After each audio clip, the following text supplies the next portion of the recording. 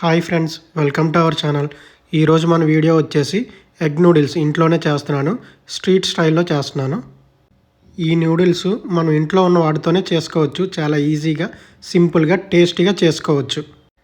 మీరు కూడా చాలా ఈజీగా, టేస్టీగా, హెల్తీగా చేసుకోవాలనుకుంటే ఈ వీడియో పూర్తిగా చూడండి ఫ్రెండ్స్. ముందుగా మనం స్క్రీన్ పైన చూపించిన విధంగా ఆనియన్స్ని ఇలా చిన్న ముక్కలుగా కట్ చేసుకోవాలి. ఆనియన్స్ ఇలా సన్నగా ఉండాలి. తర్వాత మనం క్యాబేజ్ తీసుకోవాలి. క్యాబేజ్ కూడా నీట్గా కడుక్కొని దాన్ని సన్నగా కట్ చేసుకోవాలి. తర్వాత ఆ కట్ చేసింది పక్కన పెట్టుకొని తర్వాత క్యారెట్ తీసుకోవాలి. ఒక్క క్యారెట్ సరిపోతుంది. ఆ క్యారెట్ కూడా చిన్న ముక్కలు కట్ చేసుకోవాలి. నెక్స్ట్ పచ్చిమిరపకాయలు చూడండి, స్క్రీన్ పైన చూపించిన విధంగా ఇట్లా కట్ చేసుకోవాలి. చూడండి, పచ్చిమిరపకాయలు ఇట్లాగే కట్ చేసుకోవాలి. ఇట్లా అయితేనే బాగుంటుంది.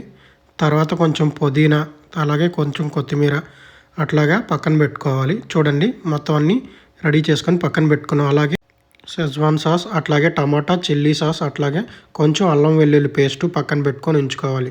ముందుగా మనం గుడ్లను తీసుకోవాలి. గుడ్లు తీసుకొని అట్లా పగలగొట్టుకొని ఒక గిన్నెలో వేసుకోవాలి. గిన్నెలో వేసుకొని బాగా గిలకొట్టుకొని పక్కన పెట్టుకోవాలి. అలాగే స్టవ్ మీద గిన్నె పెట్టుకొని కొంచెం వాటర్ పోసుకొని కొంచెం ఆయిల్ పోసుకొని మన క్వాంటిటీకి తగ్గట్టుగా నూడిల్స్ వేసుకోవాలి. నేను ఇక్కడైతే ఇంట్లో ఇప్పీ నూడిల్స్ ఉన్నాయి, అవి నేనైతే 3 వేసుకున్నాను. చూడండి, ఎక్కువసేపు అయితే ఉడికించకూడదు. దీన్ని ఒక 2 మినిట్స్ అయితే ఉడికించి తీసేసి పక్కన పెట్టుకొని ప్లేట్లో వేసుకొని ఆయిల్ పోసుకొని దాన్ని కలుపుకొని విడిగా నూడిల్స్ని పక్కన పెట్టుకొని చల్లారనియాలి. అట్లాగే వెడల్పాటి ప్యాన్ పెట్టుకొని ఆయిల్ పోసుకొని వేడయ్యాక మన మిక్స్ చేసిన ఎగ్ ఉంది కదా, మిక్స్ చేసిన ఎగ్ పోసుకొని ఇట్లాగా మొత్తం కలిపేయకుండా పైకి కిందకి చూసుకొని పెద్ద ముక్కలు వచ్చేదాకా చేసుకొని, చిన్న ముక్కలు చేయకూడదు. దీన్ని ఈ ఎగ్ని పెద్ద ముక్కలుగానే ఉండాలి, అప్పుడే టేస్ట్ బాగుంటుంది. అట్లాగే మనం కట్ చేసుకున్న ఆనియన్స్ ఉన్నాయి కదా, అవి పోసుకొని మళ్ళీ కలుపుకోవాలి. చూడండి, స్క్రీన్ పైన చూపించిన విధంగా నెమ్మదిగా కలుపుకోవాలి. ఆనియన్స్ అయితే బాగా వేగక్కర్లేదు, కొంచెం వేగితే సరిపోతుంది.